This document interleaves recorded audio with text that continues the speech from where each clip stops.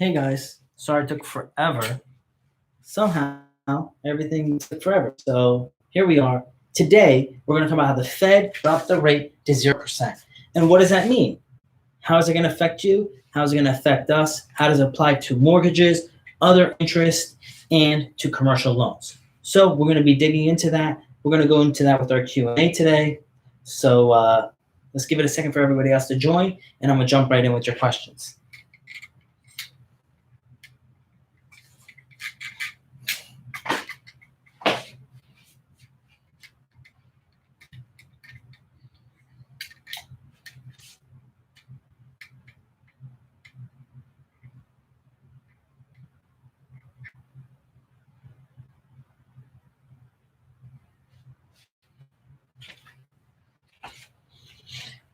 All right, guys. Well, we're back for our weekly live event where we're going to be answering your questions regarding finance, investing, real estate, retirement planning, anything you need.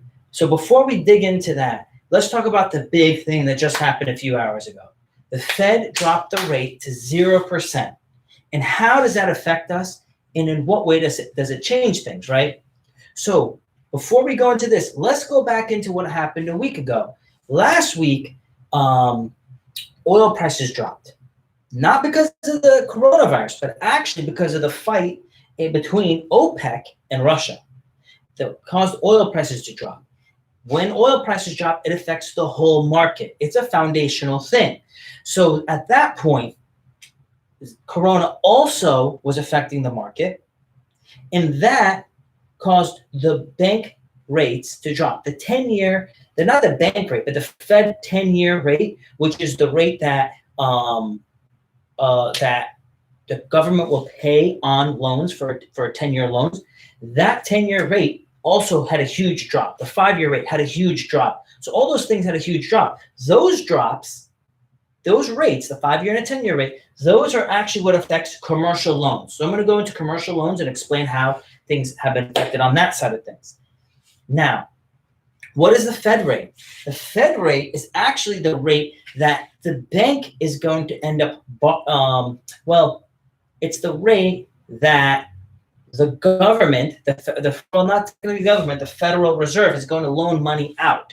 And a lot of people who are buying those and selling them, it involves the banks. So with the banks, they're going to end up having lower rates. They're going to end up getting a lower rate. And some of that money, out of the $700 billion that they're going to be putting out, $500 million is going to be selling more bonds on the market, and the other $200 million is going to be going towards mortgage-backed securities. So when it's going towards mortgage-backed securities, that's going to end up helping lower the mortgage rate. Now, there's not a direct correlation, though. If it drops at 1% doesn't mean it drops 1% for us. What that means is the bank themselves are going to be able to get money at a cheaper rate. They're going to buy it from the government at wholesale at zero. Basically, they're going to be given the money. Then the bank's going to add their fees and costs to do the loans on top of it. And then the government's going to end up buying it back from them later, which is a whole other topic. So can get very tricky. The point is, money's getting cheaper. That is a big point. The 5-year rate, the 10-year rate, and the Fed rate are all getting cheaper and zero. So what that's going to mean is going to end up meaning lower rate for us, lower cost for us. Now, let me go into real examples on how it's going to affect us and when you should refi. Spoiler alert. It basically means most of us will be able to refi. Almost everyone should be able to refi and save money. Almost. It doesn't mean everyone. So let me show you how you can determine if you are the people that should refi as well. Now, these numbers here are based off of last week's numbers that I was given. This Fed rate dropped to zero, just went into effect like 6 hours ago, was released. So, but that's going to be a while before it actually hits the bank. So we'll see how things go Monday to this next Friday to the following Monday. It's going to take some time to roll out. So let's go into examples so you guys can see the numbers behind it. Again, everybody on IG, the YouTube connection is better and has a better angle. So jump onto YouTube. So, and everybody, this video is saved onto my YouTube, so you'll be able to watch it again later and go into the nitty-gritty of the questions and the answers. So let's go here. Example 1. This is my home, and I'm going to give you the example on this. The rate that I currently have is 4.25. When I purchased the property, this was a very cheap rate. It was very competitive. It was during that period of time 2 years ago where rates jacked up significantly. Since then, they kept dropping, but it never dropped enough for it to justify my refinance. And I'll show you how I came to that conclusion based off of how I'm running these numbers. So 4.25 is the interest rate that I had at the time, very competitive at that time. 30-year term, $380,000 balance. Payments were $1,869 a month for principal and interest. Now, last week I was quoted before the Fed rate went to 0, but when the 10-year and 5-year took a hard hit, 3% interest for a 30-year loan. And for the people overseas, in America, you can get a 30-year loan that's fixed for 30 years straight. Overseas, meaning in England and in the EU and most other countries, they don't fix it for 30 straight years. They'll give you like a 5-year fix, and then the rate will change after 5 years, or a 10-year fix, and then it changes. In America, you can get a straight 30-year fixed. So 3% over 30 years, 380,000 balance. Now, I paid down the loan since I purchased it, but it will cost me $3,000 to refinance. So I'm adding that back into the loan. So my payment is now it's back to the balance as it was that when I got the home 2 years ago. I'm going to have a loan of $380, but my new payment is going to be $1,602. So even with paying $3,000 to refinance, I will have a $1,602 payment. My previous payment, $1,869, minus $1,602 gives me a monthly savings of $267. So what do we do next? How do we figure out if this is worth it, right? Are we going to get a return on our investment? I'm not planning to sell the home anytime soon. I'm planning to stay into the home for a long time. So $267 is the savings I'm going to receive. Let's divide that off of the cost, $3,000. $3,000 savings, or $3,000 cost, by $267 savings. It will take 11 months to recoup my money. Everybody on YouTube, you're getting a great view, and you can see it normally. On IG, jump onto YouTube. The connection is a lot better. So it'll take 11 months for me to get back the $3,000 I'm going to be spending, and I'm not going to take it out of my pocket. I'm actually going to put it back into the loan, which is going to save me $267 a month. So I'm going to net save $267 a month. 11 months is what's going to take me to recoup. So that means I'm going to get a 200% return on my investment. It's a go, right? It's an easy go. For me, normally it comes to with refis, it has to be like 2, maybe 3 years max. And then I'll do the refi. Like if it takes more than 2 to 3 years to get my money back, the answer is normally no. I won't do it. Now, let's give you another example. Now, this example is going to be on a commercial loan. So commercial loans, things are very different, especially a commercial loan under $1 million. Tell you how these loans work. Loans from 1 to 4 are usually backed by the government. And when they're backed by the government, they get subsidized. That's why doing your taxes properly is very important, because they're going to want to check your tax returns to verify if you can qualify and it justifies a loan of a certain amount. 1 to 4 units backed by the government. So let's stay with me here. 1 to 4 units backed by the government. Above 4 units, they're not backed by the government. These are bank loans, small banks, larger banks, private money, institutional money that are giving the loans. Follow me here. More than 4 units, up to usually, let's just say, almost 20 units, they're not backed by the government. It's very rare for that to happen. This is private money, institutional money, small banks, community banks doing these loans. So because there's no government subsidy, normally 4 to 20, above 4 to 20, costs more money. It's more interest to get these loans. That's why I say your first deal is your easiest deal. Your first deal should be a 4 unit, a minimum of a 2 unit, because it will get harder to cash flow your properties. It's not impossible. I did it the hard way. I'm trying to teach you guys to do it an easier way. So how are we doing this? Okay.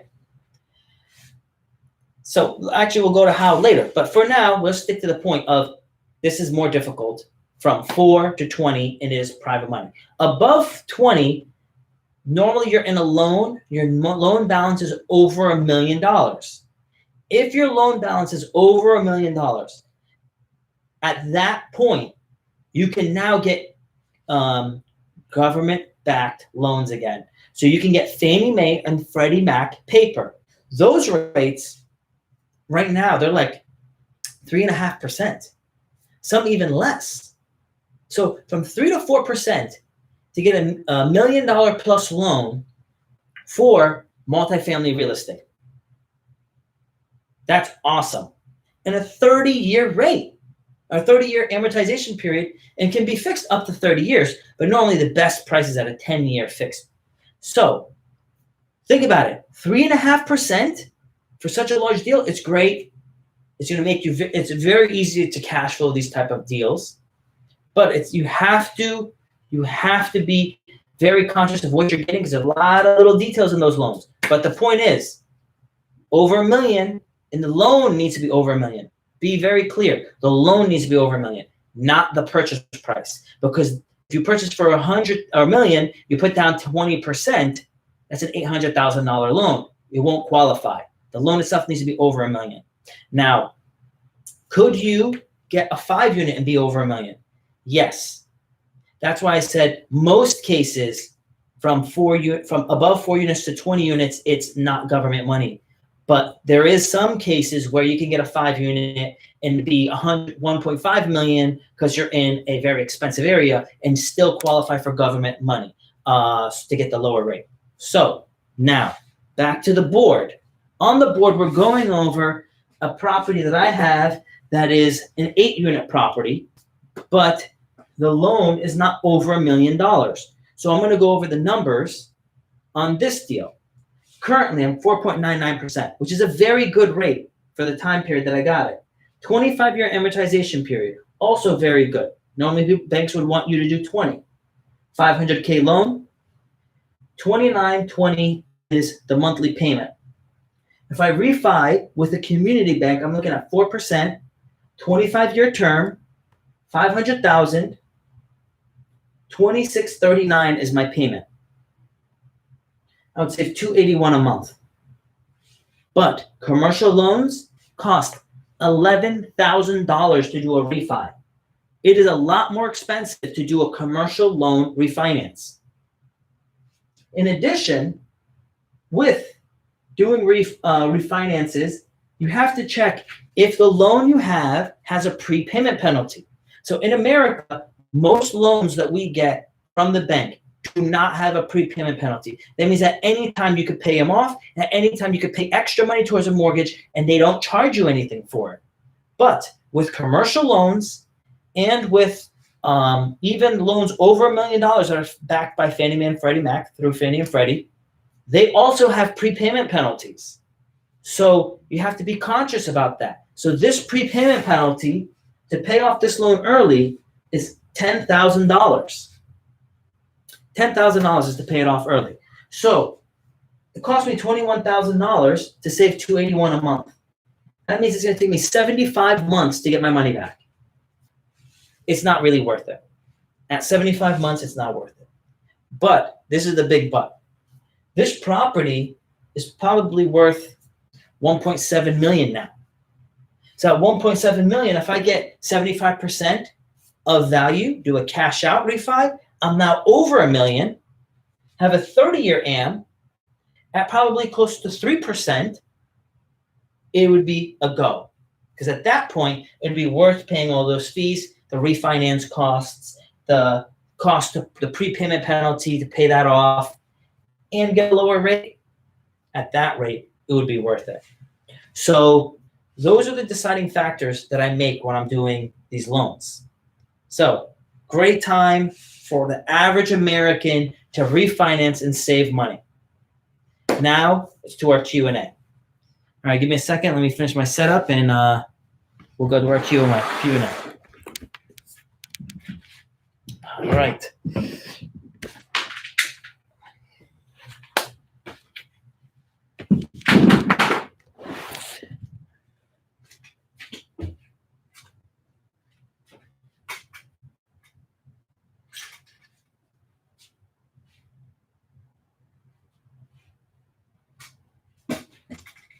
Hey, guys.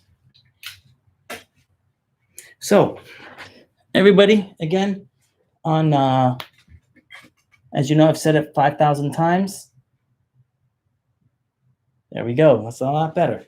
On YouTube, it's a lot better. So feel free to come and join us. So, guys, what questions do you have for me? So Cash Flow King says, my grandparents are always scared to refinance. Why is that? Never made sense to me to why they were scared. So the reason why they're scared is because back in the day, when people were getting loans, many people defaulted. They're also in a mindset of scarcity, because if they're old enough to have gone through World War II and the Great Depression, it is, or at least had exposed from their parents, they're in a scarcity mindset. They're thinking there's a lack, there's a limitation. So when that happens, they always feel afraid to make a move. They probably have, or take any risk. So for them, even though refinance to us is more conservative, for them, it is not a conservative move. They're going to be spending money, and they probably think they should just pay off their loan. Whereas I've been teaching you guys is that a 3% rate on your home, a 4% rate on your home is free money. Because if you probably also listen to them, they've said that the amount of money, their Social Security hasn't been growing. You know, they haven't been really receiving a significant increase. So when that happens, how are they going to pay their bills? The American system, the financial system, is not set up to be a saver system. It's set up to be on an investor system. That is why the government has such cheap rates for loans, because they want people to buy more property. They want people to invest. The system is actually set up to have a 2 to 3% inflation per year. Think about that. The Fed, their goal is twofold. One is to have optimal, right? That's difficult to do, but to have very low unemployment. And two is to have slight inflation so everything appreciates and grows, to help the market grow. So that is, now again, anybody wants to be super technical, they can rip through what I'm saying. I'm really bringing it down to a condensed, simple way of explaining things, right? We can get a lot more technical, but I'm trying to make it very simple so everyone understands what it is, or how is this system really set up, and how we can play it to benefit. Next question I have here says, if every finance company willing to refi anyone who qualifies, or will they be a bit more strict in case homeowners may be losing jobs? So most of the loans that are going to be happening and that are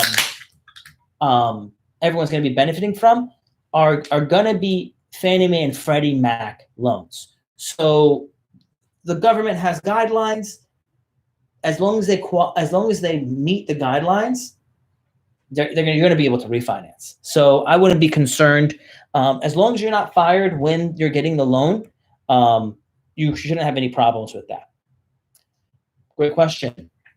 Remember, drop your questions in the question section, and or basically request to go live, and I'll be happy to answer your questions.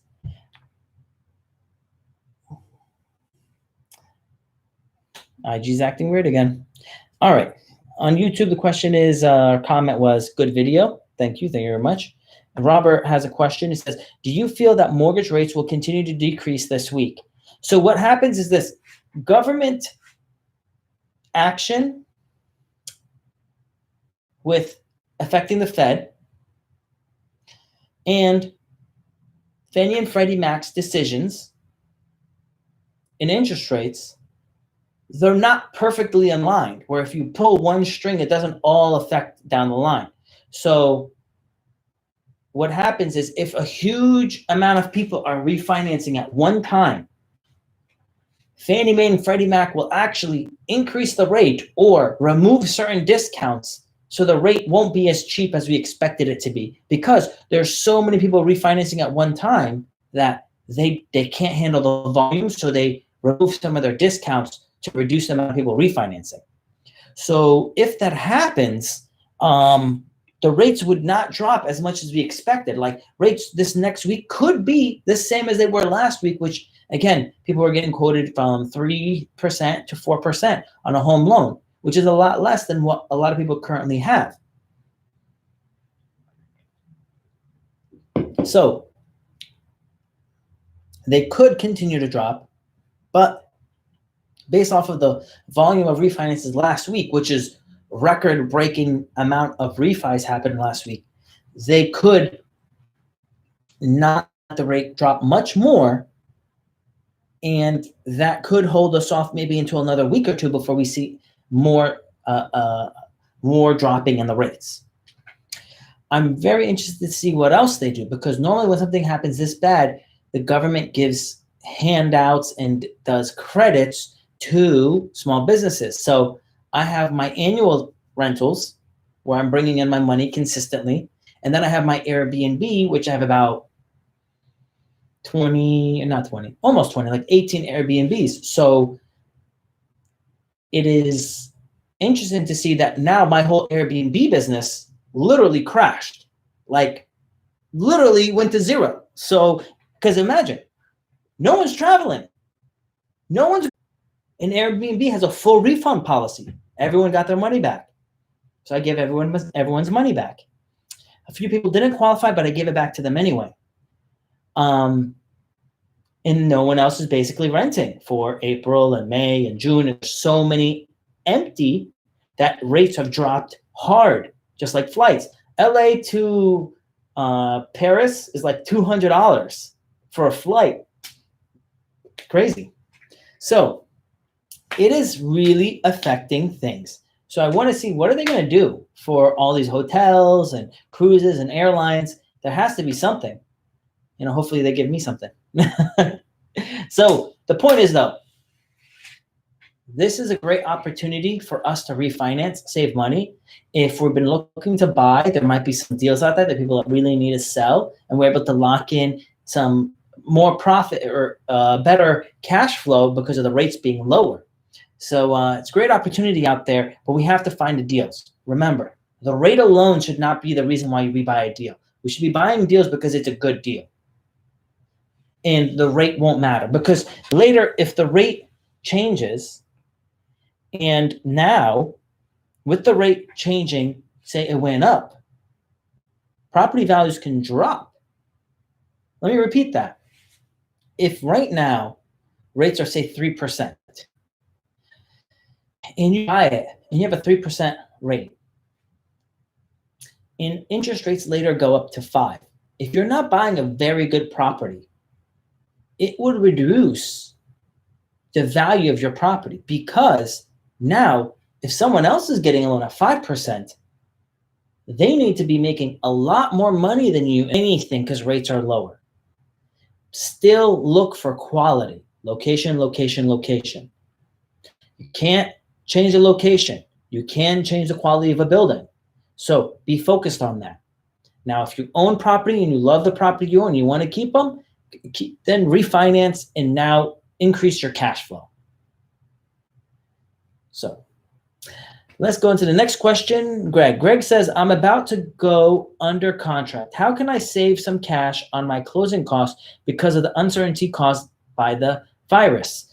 You can, at this point, a lot of people are not going to have money as they used to because of the lack of income from jobs. So since they might not have jobs, so it's making things uncertain. I would like to ask for a seller's credit of $5,000, $10,000, $20,000, really depending on the project that you're looking at. So that is, then I wouldn't give it up if they are unwilling to give you a credit.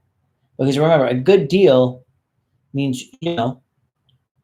it's good for $5,000, $10,000, $20,000 more. It won't make a difference to you. But if your deal is not good off of $5,000 or $10,000, then it probably shouldn't be worth it at all. That's my opinion. So if you're looking at a deal and $5,000 or $10,000 will make the difference if you buy it or don't buy it, then it's probably not a good deal. Good question, Greg. Oscar says, hey, Pascal, thank you for your video. Question, if rates are 0%, what is the bank's motivation? Remember, Oscar, as we mentioned earlier, the Fed rate is the rate the Federal Reserve is loaning out money. They're basically giving money away for free to banks. So when they're loaning that money out, when they're actually, then it's not directly going to the bank, but let's just make it simple and say it's going to go to the bank. The bank's getting free money. So the bank can then borrow that money and then give loans. They make money on the difference. So basically it's like saying Coca-Cola, since actually a better example is Disney. Disney is closed. All the parks are closed now. So they have all of this food, this Disney is food that's wrapped in Disney like ice cream. Disney knows this ice cream is going to go bad. And it doesn't just want to throw it away. Disney says, here, we are going to give all of the grocery stores free ice cream. And it gives the ice cream away to the stores. So Disney right now is the Federal Reserve, or the Federal Reserve. They're giving away the money. They're giving away the ice cream to the banks, to the grocery stores, because they don't want it to expire and be thrown away. The grocery store doesn't give it away. It still sells it, but it sells it at a discount. That's the concept. So the banks are now going to be doing loans to you at a discount.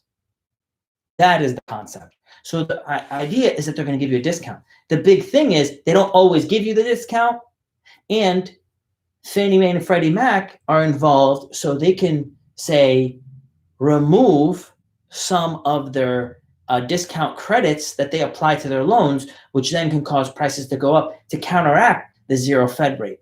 Now, that would only happen if they have so many refinances coming to the system that they can't handle the load, which I think this coming week, we might have immediate drop Monday, and then Tuesday, Wednesday, Thursday, it's going to climb up, and then it's going to stabilize. And then the following weeks, we should have some more drop down. So drop, climb, drop. That is my opinion, right? We'll see how it rolls out, because again, these are very strange times. Remember, OPEC is fighting with Russia, which caused the reason oil dropped. It wasn't Corona. Then Corona also affected the markets. And because how it affected the markets, it basically shut down all the businesses. So no one's selling anything. No one's working. Everyone's unclear about employment, unclear about revenues, unclear about everything.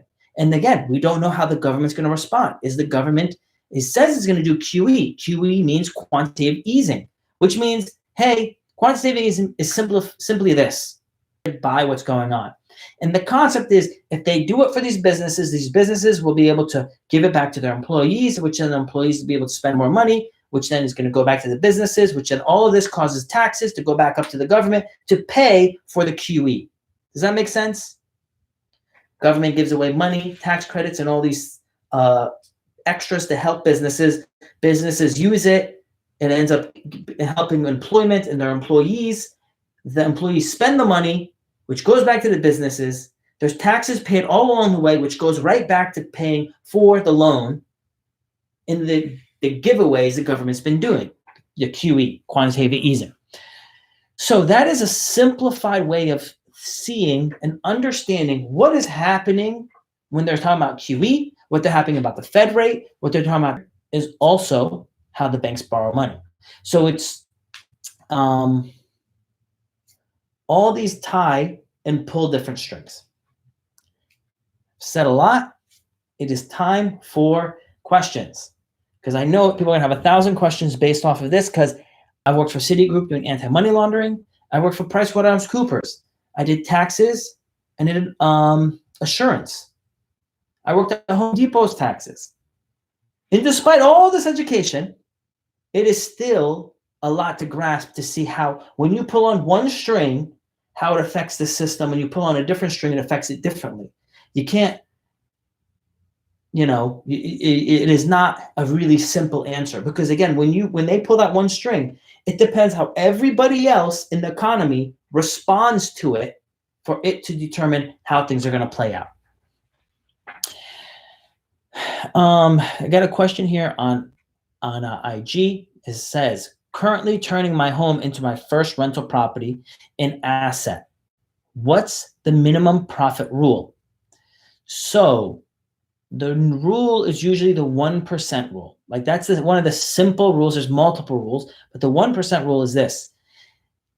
You have to be bringing in 1% of the rent. Okay, 1% of the property value should be the monthly rent payment. If the property is $100,000, you should be bringing in $1,000 a month in rent. Now, even if you meet that rule, normally it is not the best use of your money. The best use of your money is usually a duplex to fourplex. That is normally the best use of the money, because when I've actually showed a guy who was going to do the same thing as you. He was going to convert his condo and make it into an asset and rent it out. I said, it's a bad idea right away. I said, it's a bad idea. I said, condos almost never is profitable enough to justify. And we ran the numbers, and I showed him he's going to make like 3% on his money. I said, you could invest with me. You'd make almost 8% annually on your money from the rents we collect. And on top of that, we would make a chunk of money once we sold it in 5 to 10 years. It doesn't make any sense. And you ran the numbers, it's like, wow, I'm really not going to make money. Now, it feels good and it sounds good, but it's very difficult to make a condo or a townhouse or a home into profitable enough to be an annual rental. It is very difficult. And that's why you shouldn't be like, when you're running the numbers back, wow, this doesn't make sense. Why is everyone saying it's so good? It is very rare for you to be able to do that. That's why I always direct you guys to multi-units. You can still qualify for the cheap loans by the government-backed loans, and it's easier to make them more profitable. Because simply how you can look at it is this. You're paying one tax bill, you're paying one insurance, usually paying one water, sewer, and garbage. If you are paying a little extra for those other units, it's not much more. Great question, Ed. Oh, lastly, this is another really important point. So when you are doing this, here's the advantage. If you own your own home and you lived in it for at least 2 years, a single person can sell it for up to a $250,000 profit and pay no tax. If you're married, you can make up to $500,000 on your primary residence and pay no tax. Ed, if you convert your home into a rental property and you don't sell it within 3 years of you moving out, You gave up that credit, you gave up that discount, and now you have to pay tax on the profit. So the rule is, and by having a good accountant, he can help you, or advisor, because not all accountants will advise you properly. They'll make sure that you advise you that if you're planning to sell it, you better sell it within 3 years of the time of you moving out. Because there's a rule. It says if you lived in it for 2 years of the last 5 years, you do not need to pay tax up to $500,000 for a married couple on the gain. Rented it out year 2, 3, and 4, and then lived in it year 5. That still counts for 2 of the 5 years. And you will not have to pay any tax. Now, everybody on IG, the connection on YouTube a lot better. So got a comment here on IG. It says, so buying a 1-bedroom apartment straight cash wouldn't be a good rental property. No, Snoel, it would be extremely difficult for you to make money that way. I mean, if you literally sent me the data right now, if you want, request to go live, I'll go live with you and I'll run the data on the board right now, showing you why it is not that profitable. And I'll show you another example of if you bought a duplex, triplex, or quadplex, how it would be more profitable for you. So yeah, request to go live and I'll answer for you. So 2 years, you must live in it, not 3. Yes, you must live in it for 2 of the last 5 years.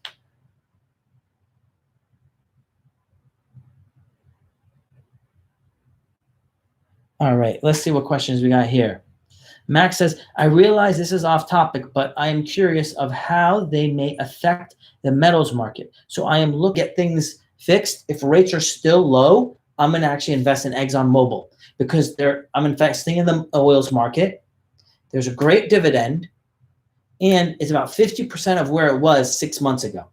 So lots of room to improvement. Now, the dividend is probably going to drop because of the low oil prices, but I believe it will come back and it'll be better than before because long-term oil is going to go higher and higher, right? There's a lot less of it on the planet, and the electric vehicles are not keeping up with the use of how much we're using oil, right? China's growing, India's growing, and they're using a lot of gas cars.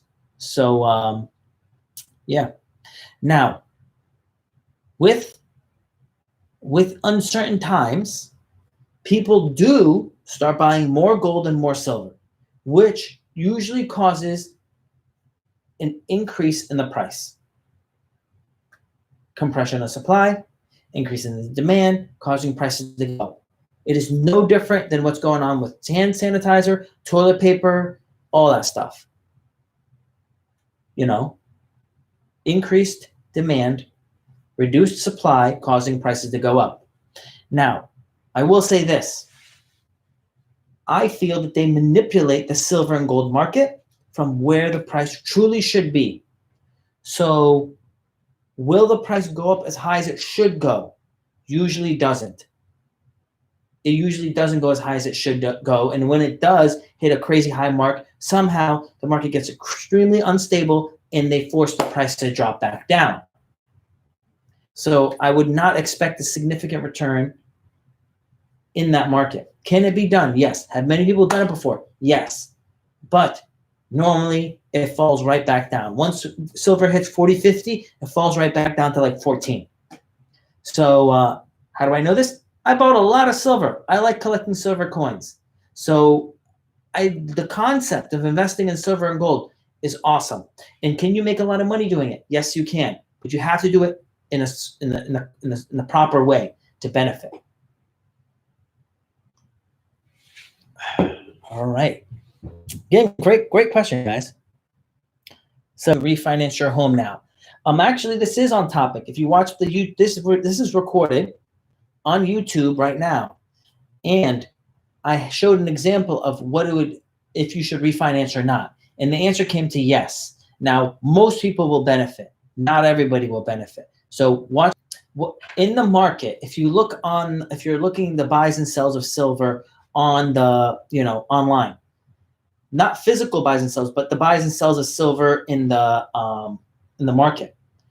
They have an amount of silver out there that's being bought and sold that no one ever takes physical, takes actual physical receivership of it. That silver, the reason why they don't receive it physically and they're only like trading it online is because there's not that much silver on the planet as much as they're stating there is online. So if someone ever said, okay, I will buy all the silver you're saying that there is, but so the reality is they're buying and selling and they're trading as if there's more silver on the planet than there is, which means you're causing the supply to seem significantly higher than what's actually there. Excuse me. If there actually was based off of what is in existence that's tangible, then the price of silver would be significantly higher. But they're manipulating it to keep it lower. So I don't know. You can go into all this Illuminati talk about it, but the point is, it is held down from its actual value. And I've been holding silver for like 20 years, right? So there was a time where it went from like $14. I bought it since it was like 7. And then it went to 14. Now it's been hanging out for 14 like for a long time. It went to like 40 and then it fell back down to 14 again. Sports and wants real estate to consistently go up. So, and it is also a hedge against the dollar right here. So if you're going to buy silver, I would buy it tangible, an actual physical silver. That's me. Someone asked how they can buy silver. I said I would buy it physically. I wouldn't buy it off of like a stock or something. Shab says, I have a 1-bedroom condo. If I rent it out, I'm losing $300 a month. Not sure if I should sell it or hold on till the mortgage is paid down in a few years. My answer is no. I would not keep it. Why are you going to hold something to lose $300 a month on it? The point of buying real estate, had a condo he was living in, he was going to rent it out and buy a house. And I showed him, lose money. He's going to lose like $300 a month. I said, why would you do that? Sell the house, take the $100,000 in profit, and invest it anywhere else. If you invested it with me, you would make $8,000 a year, not lose $3,000 a year. Plus, you would get you would have appreciation on the property value. So in 5 to 10 years when we sold it, you would also make money from the property going up. So there's no reason, unless you are ridiculously wealthy, for you to buy a property that is going to lose you money every month, like where you have to put money into it. There is people that are super wealthy that buy properties in LA, in New York City, in San Diego, where they're spending money each month, but they have millions and hundreds of millions of dollars that they'd rather just buy a $5 million, $10 million property, pay for it each month, but they know that the value is going to go up and it's a write-off for them anyway, so they save the money on taxes. So normally it doesn't make any sense. Next question from Snoo is, did you say we can invest with you when it comes to properties? Or were you talking about something else? No, I was saying yes. I do have people that invest with me. They have money, and I will buy a large property, and they will put in some of the money for the purchase of the property, and they get a cut of ownership. My company manages the property. Well, we find the properties that are undervalued, right? I found this most recent deal is I'm buying it for $880,000. I think it's worth $1.25 million for the property. The bank is going to basically give me most of the money. So it's our down payment is only for the purchase plus rehab is only about $300,000. When we're done, I think the property is going to be worth about $1.6 to $1.8 million. And this property is in a great area where it's not worth to sell it. It would be well worth it for us to keep it and continue generating money off of the rents. It is a very high demand area. So the answer is yes, there is an ability to invest with me. Right now, normally you have to have a decent amount of money to join. right? Because I'm looking to make sure that everyone who is joining understands that real estate is a 5 to 10 year game. It is not a 1 year game. I always ran the number on flips.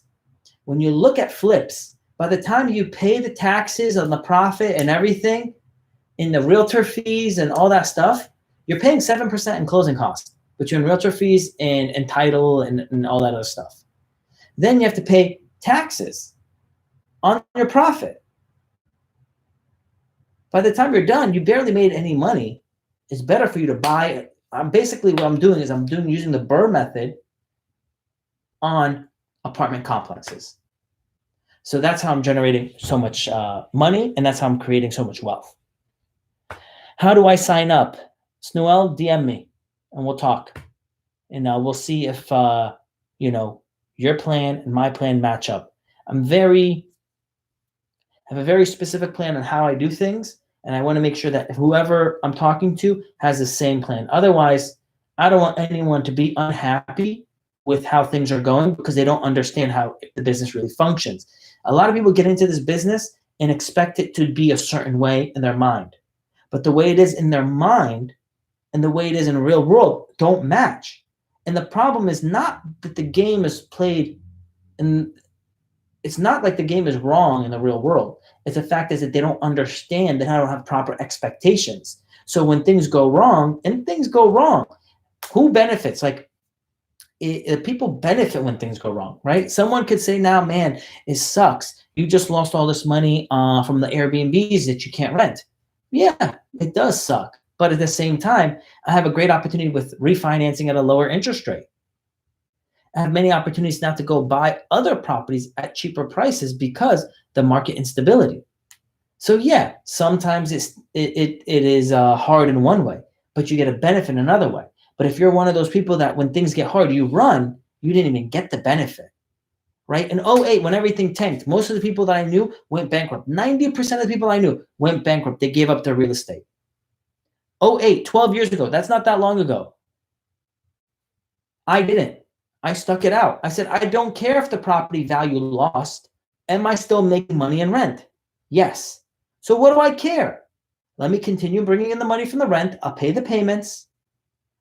And then I'll actually buy more properties because I'm actually getting them at a really cheap price, in my opinion, because I'm going to actually make money after paying the mortgage, taxes, and insurance. I'm going to make money left over for me. So I actually bought more. And then obviously, since 2008 to now, the prices got even higher. So for those who have not been around, it kind of is actually negative. Some people will think, oh man, I wouldn't wish that on anybody. You kind of need to experience the best economy in history.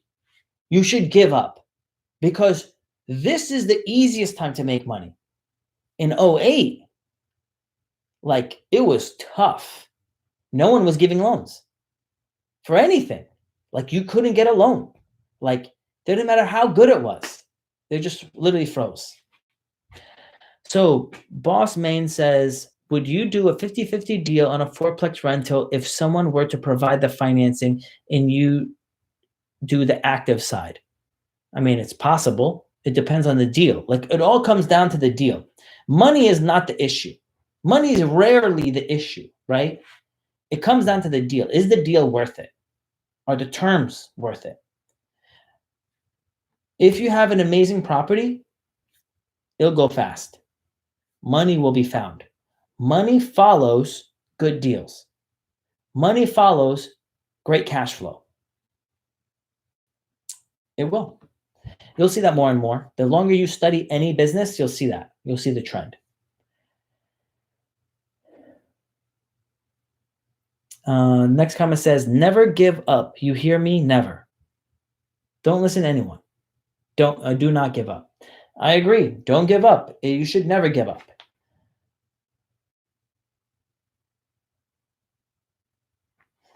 Comment says, what would you do to grow 2,000 right now? If I'm going to school full time, working full time, and do not have time for a side hustle, meaning I'm not able to create my own business, I'd probably take the 2K and put it into like Disney, Amazon, ExxonMobil, like companies that are going to be good for long term and that are being negatively affected by this market, you know? If you had more money, I would say buy more real estate.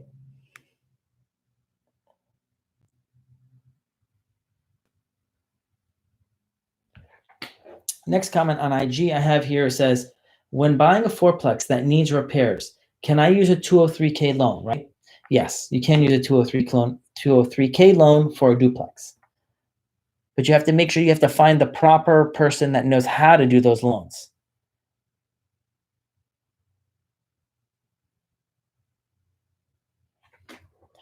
Next comment on IG is, I don't think I went to Funnel Hacking Live.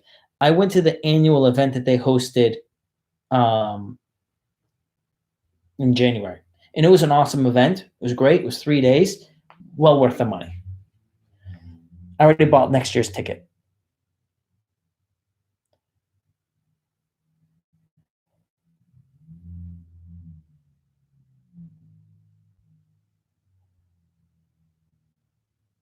What is the minimum amount needed to start in real estate? You could start with as low as $10,000, but you're not going to really get much of a deal. You should probably wait till you have more money.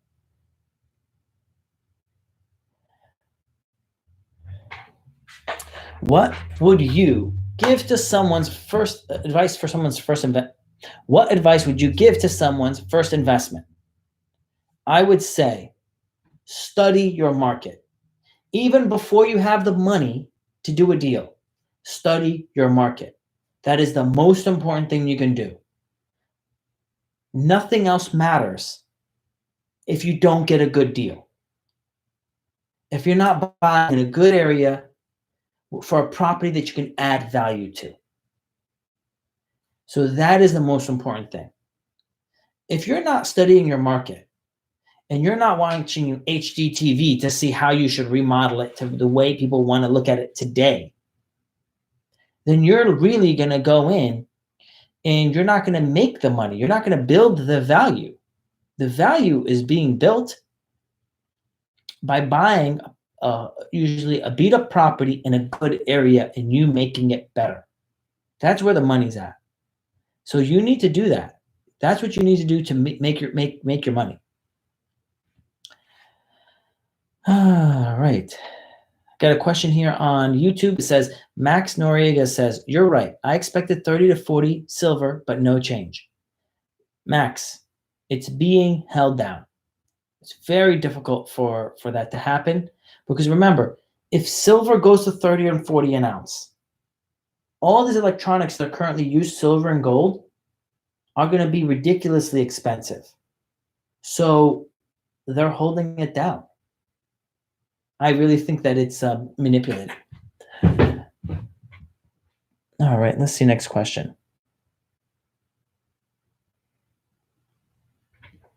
Ryan says, how would you go about getting into real estate with around 15K being 18? So Ryan, 15K depends on where you live, if it is a significant amount of money to get into a deal. What I would say is study your market first and see what you can get with 20K, 30K. How much is a duplex, triplex, quadplex? And look at those things. See where the prices come, what they come in at. Then you can see might give you a point for you to push for and strive for, something to save up to. Because the point is not have 15K, what can I do with it? The point is what is out there and where should I aim to be at? Because if you're first, for example, like it wasn't worth me doing any deal when I analyzed my market between condos, townhouses, and homes. None of them made any sense in profitability. It didn't start making sense until I looked at a duplex. So then, for me, back then, I didn't know about the FHA 3.5% down loans. So when I looked at the duplex, it was $140,000. I put down 20%. I put down over $28,000 plus closing costs. I put in about $32,000. So what I would have done now is I would say, okay, look at duplexes, $140,000. Normally you can't find them for $140 now. The cheapest duplex you can find now in a decent area is $200,000 in my market. And normally they're 240, 250, 300. But the point is, you'd be able to buy something maybe at 300,000, put down 3.5%. That's going to be about $11,000 plus closing costs about $5,000. And now you're in for about $15,000, $16,000 in a duplex in a good area that you could possibly do value add, or a triplex or a quadplex. I mean, try to get a quad. They're very hard and very rare to find. But when you do find it, you're going to make a lot of money, or you have the potential to make a lot of money. So, great point. IG is telling me we got 1 minute left. So let's see here. Thoughts on buying a first property in another state but having tenants in it? I don't think that you're going to be able to make enough money to justify it, to be honest with you. Buying in another state is very hard for a new investor. I've done many deals. I have almost 45 units now, and I still don't buy with outside of a 30-minute drive of me. Now, unless you have a partner, I don't think it's worth it. So guys, as always, invest in the front end, save in the back end, make a lot of money. I'll see you guys every Sunday at 9 p.m., every Wednesday at 9 p.m. on YouTube and IG. Guys, please follow on YouTube, like, comment, subscribe. Same thing on IG. Appreciate all the love. That's what basically motivates me to keep helping you guys. And I wish you all blessings and success. Next time.